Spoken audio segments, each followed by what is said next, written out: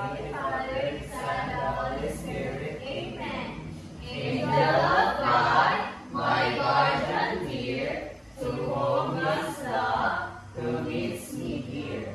Ever this day, be at my side, to light and guard, to rule and guide. Amen. In the Father, Son, good afternoon, class. Good afternoon, teacher. Okay, take your seat. Thank you, teacher. Now let us check your attendance. Is anyone absent today? No, teacher. Wow, that's good to hear. Now, let's have an agreement first in what we do inside our classroom. I will read it first and then you will follow. Take responsibility with your action. Take responsibility with your actions. And L is for listen and learn. Listen and learn.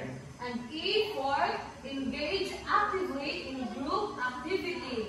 Engage actively in group activity. Now class, can I expect this from you, class? Yes, teacher. Wow, that's good to hear. Now let's have a short recap in our last topic, last meeting. What was our topic last meeting? Teacher. Yes, Minfa. Our topic last meeting is about the natural survey on the time of archive farm teacher. Very good. And what is ORCARD? Anyone?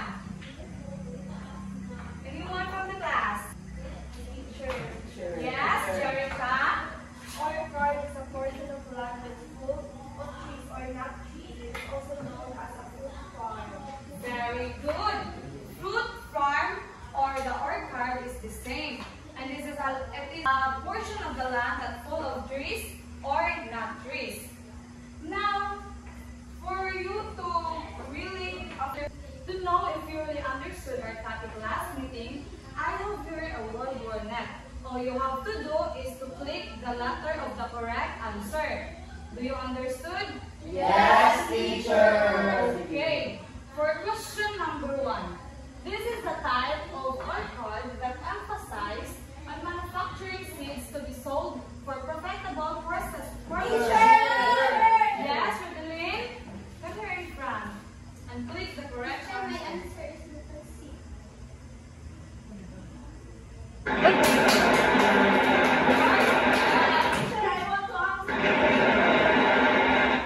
Wait. For the second question, who wants to answer? Yes, Raven? I think the answer, teacher, is letter C. Let's find out.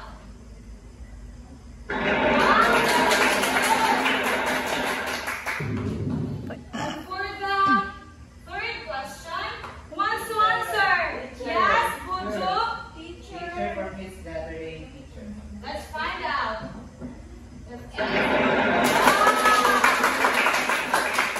How about number 4? Yes, Ryan? Teacher, I think the answer is letter C.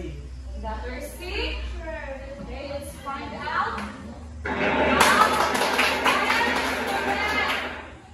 And for the fifth question, the last question, who wants to answer? Yes? Ruth? It's a letter D, teacher. Letter D? Yeah. Now that you really understand our topic last meeting, I have prepared a series of activities for you to be motivated while learning.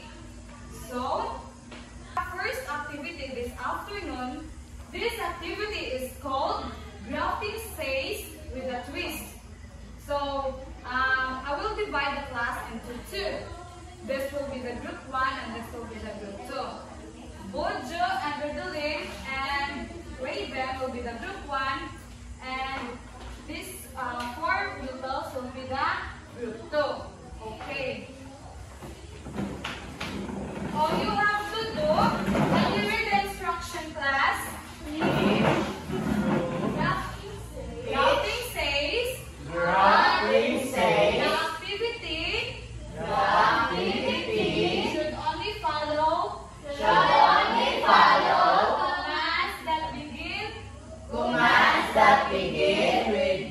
15 says, if a command is given without this phrase and a student follows it, they are eliminated from the round. Okay, are you now ready? Yes, teacher. Alright, and we form a circle in their group. For the first,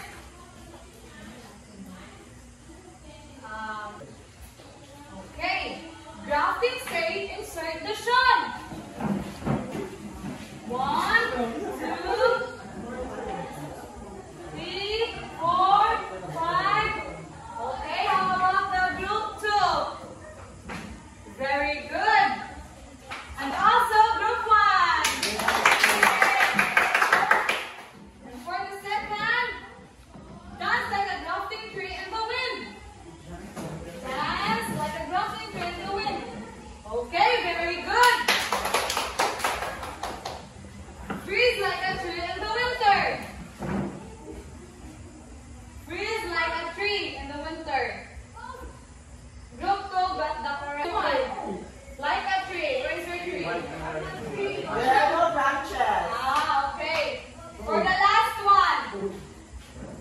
Grafting says prepare the stack. 1, 2, 3, 4, 5. No movement. Okay. The same group that got the correct answer. And now you will now take your seat and arrange your chairs. Now for our lesson for today, I will read to you our learning objectives. I will read it first and then you will follow. Do you understand? Yes, teacher. At the end of the lessons, learners should be able to A. Explain the process of leaf grafting. Explain the process of leaf grafting. Illustrate leaf grafting using basic tools and materials. Illustrate leaf grafting using basic tools and materials. Value the importance of grafting in growth and agriculture. Value the importance of grafting in growth and agriculture. Now class, for our second activity, our activity with the same group, our activity for today is called Graph It Right. Okay, go back to your group.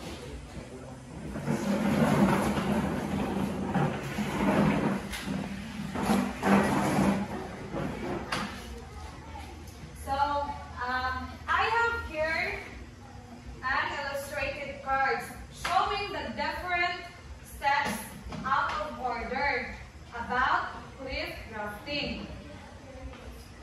All you have to do, can you read the instruction class? Each team will work together to race against each other, arranging the cards in the right order to form a step-by-step guide to leaf grafting. Once all teams finish, review the correct sequence together, discussing any necessary corrections. Do you have any questions?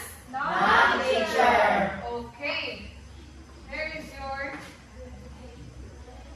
for the group 1 and for the group 2. You can now start.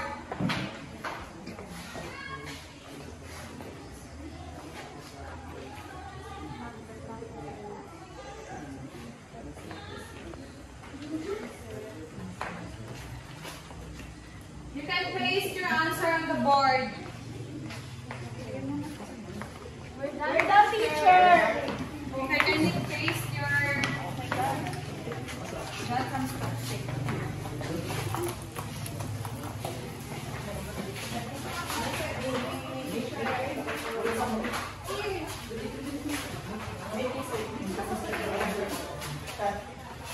We're done, teacher. Wow.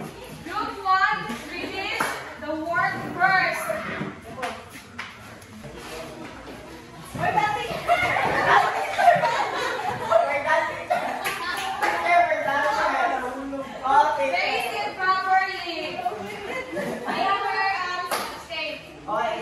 for teacher. Okay, one scoop for the group 1. Group 1.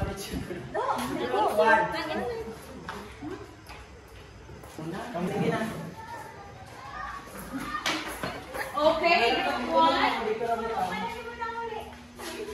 Okay, group 1, present your work. Teacher, first step is to cut up the top of the rope stock and split it to form a clip. Then, make a And you keep quiet. Make a wedge shape cut at the base. Then insert the section into the cleft of the rope stock. Then you are going to cover the graph with scotch tape to the joint tightly. Clap for group 1. Give a clap for group 1. Okay, for the group 2, who wants to present? Yes, Jerica. First teacher, we cut the top of the rootstock and split it to form a clip. Then someone make a wedge shape cut at the base and insert the shawl into the cleft of the rootstock. And fourth teacher, cover the graph with scotch tape to join tightly. Now, class, based on our activity, what will be our topic for today? Anyone? Teacher! Yes, Raven. I think, teacher, our topic for today is all about clip drafting using basic tools and materials. Very good, exactly. Our topic for today is all about clip drafting. Now, drafting, can you read all together, class? Grafting is a plant propagation method that involves inserting a shot into a sack To form an onion and grow together. And clip drafting, a plant graft. Can you read all together, class? A plant graft made by cutting the sack squarely across, splitting the cotton, and inserting one or two shots in the seed so that the components of sack and shot are compact. Now, class, I have here a video presentation about clip drafting tutorial. All you have to do is to listen and observe carefully. Do you understand? Yes, teacher.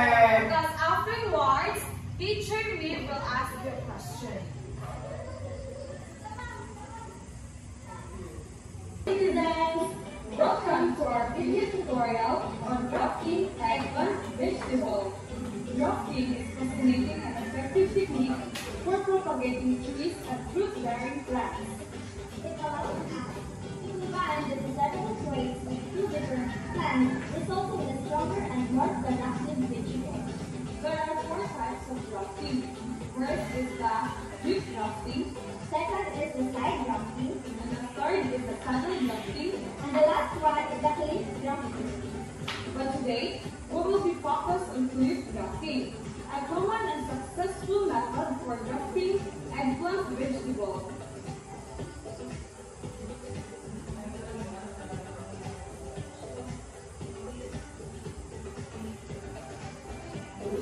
Step 1. Cut off the top of the rootstock and split it to form a cliff.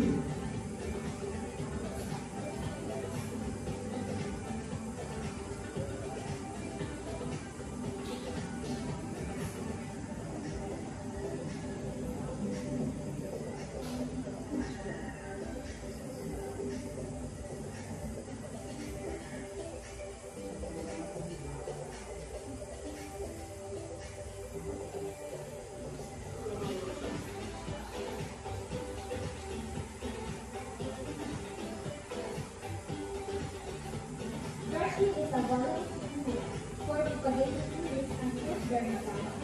By following the steps, you can successfully graft your own eggplant and red peppers and enjoy the vegetables of your labor. Thank you for watching. Happy grafting! Now to further discuss our topic for today, we are called on Teacher Miv. Good afternoon, class. Good afternoon, teacher. Based on the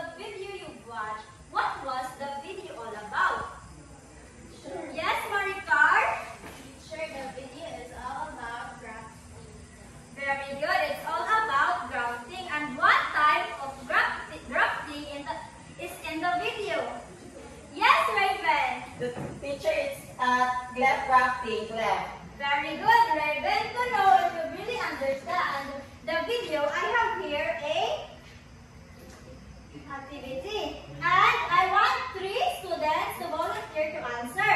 All you have to do is to label which part of cliff drafting is shown, rootstock, and the graph period. Okay. Who wants to answer? I need 3 volunteers. Okay, teacher. Raven, Rifa, and Ryan. I'm sure Ryan and Raven and Rifa raise their hand first. Okay.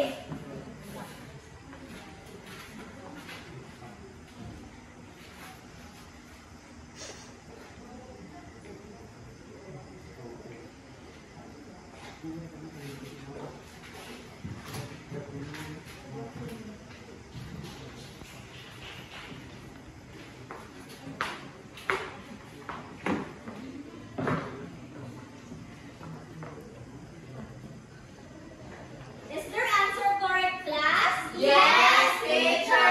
What part of cliff drafting is this? Sean. And this one?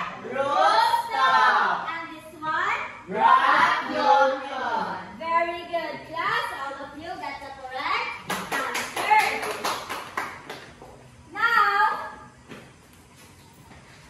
class, we will demonstrate how to do the cliff drafting. So I have here an idle flower, and I have here a flower and a crepe jasmine. So what was the first step? Ah. The Stop. root stop. And then Make make cut. make a inside. Make a red shape. No. Cut the root stop to split. Split teacher. And then the insert Make make a wedge shape cut at the base. the shawl. We will make the shawl into V shape. Yes, teacher.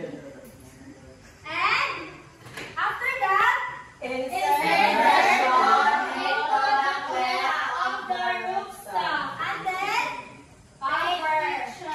cover. Cover the graphic scotch tape. To join gently. To Lightly. join lightly. Wait.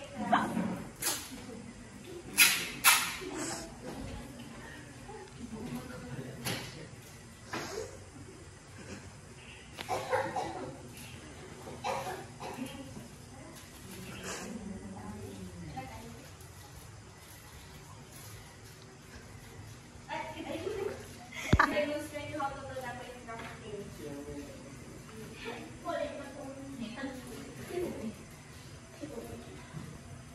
Is this correct, class? Yes, Very teacher. good. Now, who wants to try cliff drafting? Teacher.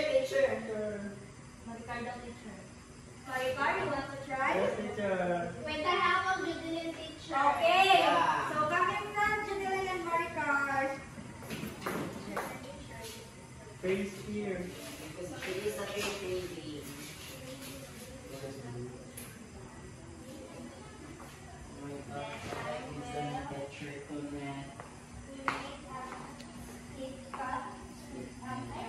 Yes. Yes. Cut the rootstock into split. Then insert the. No. You have to cut a wedge shape. Cut. Make the teacher. Yes. Make this pointed teacher. Yes. No. Then we will put it here. Cover it. Wow. Cover your bed. And after this, Then, dapat yun mabuhay na hangin. then we will cover it, teacher. Marika, bakit kanyang bag? Did Marika and Judeline do it right? Yes, teacher. Good. So we have a Keep grafting. now class to know if we really understand our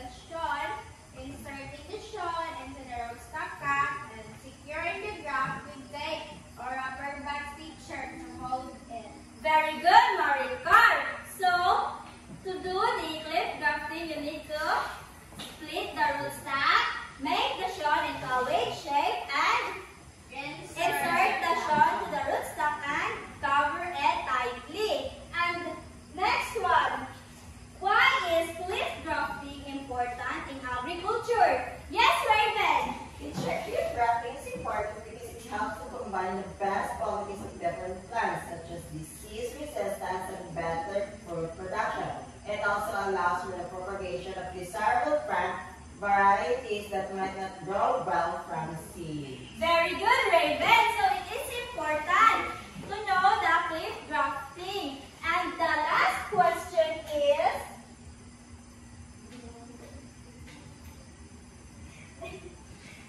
what are some common use of cliff grafting?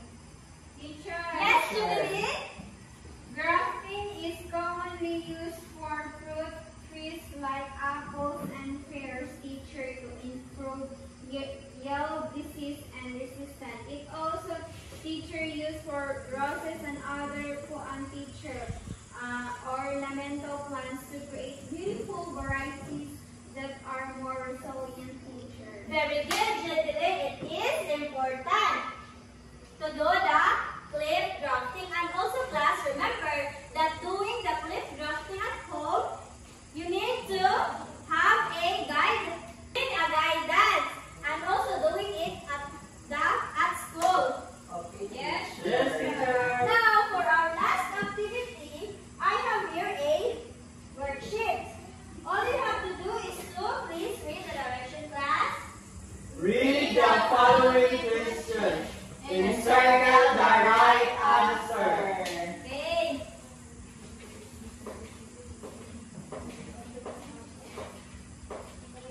Gotcha. Okay, I will give you a 1 minute for you to answer the activity. We're done, teacher. Okay. Now, who wants to answer number 1? Teacher! Yes, Ryan. What is the main purpose of cliff grafting? Letter B, teacher, to combine the best qualities of two plants. Very good, Ryan. The main purpose of cliff grafting is to combine the best qualities of two plants. Now, how about number 2? Teacher. Yes, Nenfa. In cliff grafting, what is the first step? Letter C, teacher, preparing the root stock by making a vertical cut. Very good, Nenfa. The first step is to prepare the rootstock by making a vertical cut. Now, how about number 3? Yes, Jubilee. What part of the plant is inserted into the rock stock during cliff grafting? I think it's letter C, teacher. Very good, Jubilee. The part that inserted in the rootstock is the shod. Number 4, who wants to answer? Yes, Raven. Teacher, why is it important to secure the graft with the tape or rubber band? The answer, teacher, is to prevent the graft from dying outside and moving. Dry out. Christy, manasagay na.